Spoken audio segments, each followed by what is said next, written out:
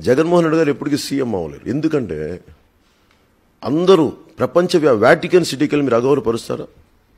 అలాంటి వాటికన్ లాంటి తిరుమలలో చెప్పులు వేసుకొని లోపలికి వెళ్ళే వ్యక్తి ఆంధ్రప్రదేశ్కి ముఖ్యమంత్రి ఎలా అవుతాడు అనుకుంటున్నారండి? అసలు సడన్గా ఈరోజు రాత్రి నేను మారిపోయినట్టు కుదురుద్దా?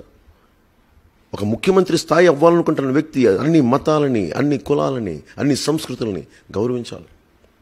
అసలు లోపలే గౌరవం లేని వ్యక్తి పైకి బాహటంగా తెచ్చుకుంటే వస్తుందా? అది కేసీఆర్ గారు ఒప్పుకుంటారా? మీరు యాదాద్రికి ఆయన చెప్పులతో వచ్చి అప్పుడు మీరు ఒప్పుకుంటారా?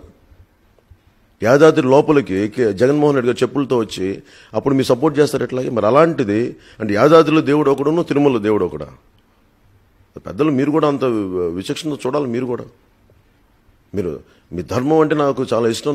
మీరు ఇలాగా ఇట్లాంటి వెళ్తే నాకు చాలా బాధ కలిగించే అంశం.